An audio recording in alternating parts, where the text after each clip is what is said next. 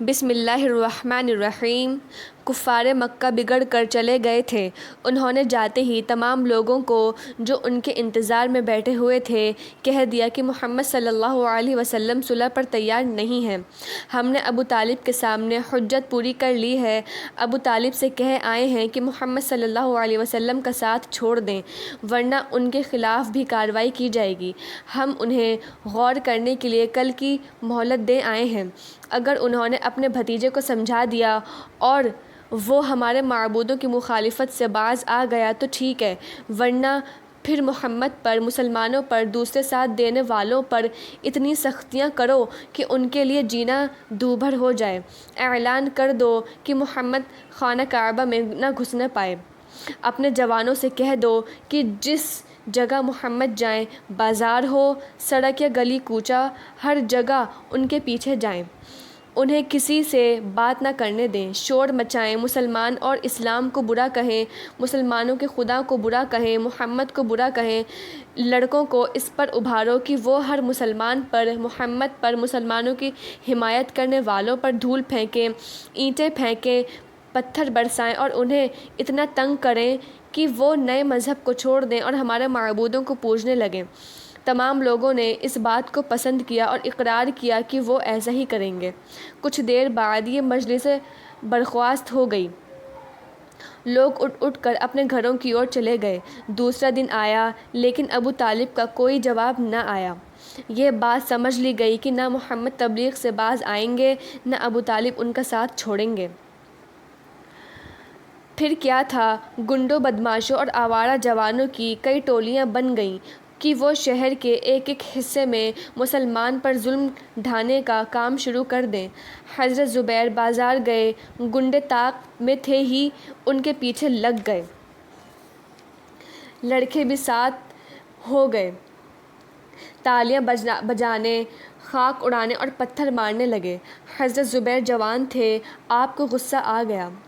آپ نے لڑکوں کو ڈانٹ ڈپٹ دیا۔ پھر کیا تھا، جو مواد پک رہا تھا وہ پھوٹ نکلا اور آوارہ بدماش لوگوں کا جمگھٹ آ لگا۔ سب نے حضرت زبیر کو برا بھلا کہنا اور گالیاں دینا شروع کر دی۔ حضرت زبیر معاملے کی نزاکت سمجھ گئے اور چپ چاپ واپس چلے گئے۔ اس دن تو نہیں، ہاں دوسرے دن مسلمان خرید و فروخت کے لیے اپنے گھروں سے باہر نکلے تو بدماشوں نے ان کا پیچھا کرنا شروع کیا، انہیں گالیاں دیں، ان پر خاک پھینکی، ان کو پتھر مارا اور ان کے کپڑوں کو کھینچ کھینچ کر پھاڑ دیا۔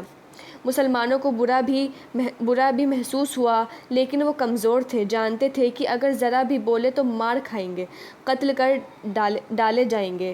مجبوراً صبر کیا اور اپنے اپنے گھروں کی اور لوٹ آئے۔ پھر یہ سلسلہ گالیاں دینا، مار پیٹ کرنے کی حد تک نہ رہا، بلکہ بڑے بڑے پتھر راستے سے اٹھا کر ان بدماشوں نے گھروں میں پھینکنا شروع کیا۔ گندگیاں ڈالنے لگے۔ مسلمان سخت پریشان ہوئے، ان کا گھروں سے نکلنا بند ہو گیا۔ حضور صلی اللہ علیہ وسلم کعبہ شریف میں نماز پڑھا کرتے تھے۔ آپ مکان سے نکل کر حرم شریف کی طرف چلے۔ آوارہ لڑکوں اور بدماشوں نے آپ کو دیکھ لیا، جھنڈ کے جھنڈ آپ کے پیچھے چلے۔ لڑکوں کی تو ہمت نہ ہوئی کہ آپ کی شان میں کوئی گستاخی کر سکیں۔ ہاں، حرم شریف کے دروازے پر قریشی سرداروں کو کھڑا پایا۔ جب دروازے میں داخل ہونے لگے تو ابو سفیان نے روک دیا۔ ابو جہل نے کہا، محمد، آج سے حرم شریف تمہارے لیے بند کر دیا گیا ہے۔ تم اس قابل نہیں کہ ہمارے معبودوں کی زیارت کرو۔ حضور صلی اللہ علیہ وسلم نے فرمایا، ابو جہل، تو دنوں دن گمراہی اور شرک میں پکا ہوتا جاتا ہے۔ میں خانہ کعبہ میں تمہارے جھوٹے معبودوں کی زیارت کرنے نہیں آتا، بلکہ اس لیے جاتا ہوں کہ وہ مقام محمود ہے، ہمارے اور تمہارے دادا حضرت ابراہیم خلیل اللہ کا بنایا ہوا مکان ہے، خانہ خدا ہے۔ خدا کی نماز پڑھنے جاتا ہوں۔ کسی کو بھی یہ حق نہیں کہ وہ کسی کو کعبہ میں داخل ہونے سے روکے۔ ابو جہل ہنسا اور بولا، یہ تمام قریش کے سرداروں کی رائے ہے کہ مسلمانوں کو خانہ کعبہ میں داخل نہ ہونے دیا جائے۔ حرم شریف کا دروازہ ہمیشہ کے لیے تمام مسلمانوں پر بند کر دیا گیا ہے، اب کوئی مسلمان داخل نہ ہو سکے گا۔ حضور صلی اللہ علیہ وسلم نے فرمایا، تو کیا مجھے خانہ کعبہ میں داخل نہ ہونے دو گے؟ ابو جہل نے غصے میں کہا ہرگز نہیں۔ حضور صلی اللہ علیہ وسلم بولے اگر میں تمہارے روکنے سے نہ رکوں؟ ابو سفیان بھی ان سرداروں میں موجود تھا، تلوار میاں سے کھینچ کر بولا معبودوں کی قسم یہ تمہارے ٹکڑے کر ڈالے گی۔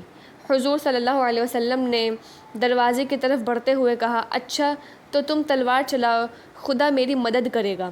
ابو جہل ڈرا اور حضور صلی اللہ علیہ وسلم ضرور حرم میں داخل ہو جائیں گے۔ اس نے اس مجمع کی طرف دیکھا جو سامنے کھڑا تھا اور کچھ اشارہ کیا۔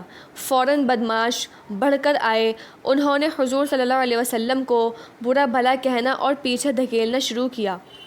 مجبوراً حضور صلی اللہ علیہ وسلم کو پیچھے لوٹنا پڑا۔ اس دن حرم کا دروازہ مسلمانوں کے لیے بند کر دیا گیا۔ اب کفار مکہ نے تمام مسلمانوں پر اتنا ظلم کرنا شروع کر دیا کہ ان کا اپنے گھروں سے باہر نکلنا، کاروبار کرنا، زندگی کی ضرورتوں کی چیزوں کو خریدنا بیچنا مشکل ہو گیا۔ جب کھانے وغیرہ کا سامان ہی نہ تھا، کھانا کہاں سے ملتا؟ لوگ بھوکے رہنے لگے۔ آپ کو اس سے بڑی فکر ہوئی، اس لیے آپ نے سوچنا شروع کر دیا کہ اب کیا کیا جائے۔